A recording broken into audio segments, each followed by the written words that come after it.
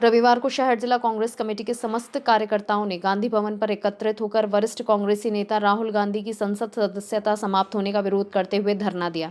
इस मौके पर कई वरिष्ठ कांग्रेसी नेता मौजूद रहे, जिनमें RTDC chairman Dharmendra Rathore, dairy अध्यक्ष रामचंद्र चौधरी, महेंद्र सिंह रलावता, पूर्व मंत्री नसीम अख्तर इंसाफ, नगर निगम की नेता प्रतिपक्ष द्रौपदी कोली आदि शामिल रहे। आरटीडीसी चेयरमैन धर्मेंद्र राठौड़ ने मीडिया से बातचीत करते हुए कहा कि राहुल गांधी संसद में सिर्फ एक मुद्दा उठा रहे थे, जिसमें उन्होंने उद्योगपति गौतम अडानी और प्रधानमंत्री नरेंद्र मोदी के संबंधों के बारे में सवाल पूछा था।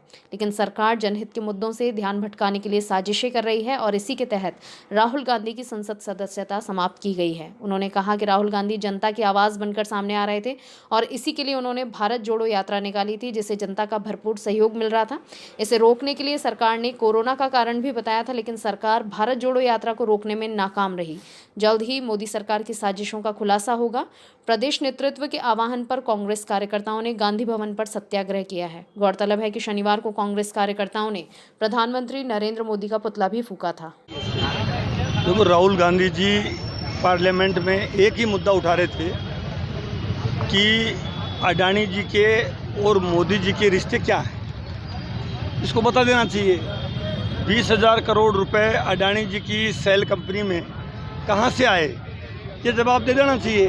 अगर वो सही है, कुछ गड़बड़ नहीं है, तो पार्लियामेंट में जवाब दे देते हैं। विधानसभा और लोकसभा के फ्लोर पे कोई भी विधानसभा में विधानसभा सदस्य, लोकसभा में लोकसभा सदस्य, उनको प्रश्न करने का अधिकार है और सरकार को उसको जवाब देना चाहिए। वो ये सारी बातों से बचना चाहते हैं। इसका मतलब है कि दाल में कुछ काला है। राहुल गांधी की भारत जोड़ो यात्रा को जो रेस्पॉन्स मिला, अभूतपूर्व मिला, उस यात्रा को भी रोकने के प्रयास किए कि भाई कोरोना को एक बहाना करके रोकने का प्रयास किया, लेकिन जनता इतनी ज़्यादा साथ थी, जनता का रेस्पॉन्स ये था, तो वो यात्रा को तो नहीं रोक पाई। लेकिन जो रेस्पॉन्स था उससे मोदी सरकार डर गई और उनको लगता है कि राहुल गांधी देश के बुनियादी मुद्दे जो उठा रहा है वो नहीं उठाना चाहिए। डेमोक्रेसी की ये खासियत है, एक आदमी जीतता है, एक आदमी हारता है। हारने वाला कल फिर जीतेगा और जीतने वाला कल फिर हारेगा। ये सिलसिला लगातार चलता रहा है और लोकतंत्र है, ये कांग्रेस पार्टी की देन है। वोट का जो राज आया है, ये कांग्रेस पार्टी की देन है। आज हमको जो बोलने की आज़ादी है, ये भी कांग्रेस पार्टी ने ही दी है। संविधान जो बनाया है, ये कांग्रेस पार्टी के ही नेताओं ने बनाया है। आज जो देश आज़ाद है, कांग्रेस पार्टी के जो नेता थे, जिन्होंने त्याग, तपस्या और बलिदान का लंबा चौड़ा इतिहास है। इसलिए ये सब बातें मोदी जी की सरकार, अब उनको ये डर लगने लगा है कि जिन मुद्दों से लेके, जिन मुद्दों को वो उठा के, जो बातें युवाओं को कहा कि हम आपको रोज़गार देंगे, लोगों को कहा कि महंगाई कम करेंगे, महंगाई कम करने की बजाय आसमान छू रही है।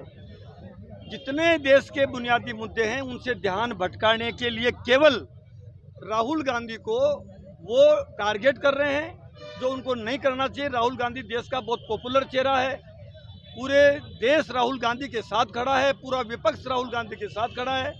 ये जिस ढंग से राहुल गांधी की संसद की सदस्यता समाप्त करने का षड्यंत्र किया है, ये जल्दी इसका खुलासा होगा और आने वाला चुनाव लोकसभा का हो, चाहे राजस्थान में विधानसभा का हो या कई राज्यों में हो, अब मोदी जी की सरकार की पोल खुल गई है।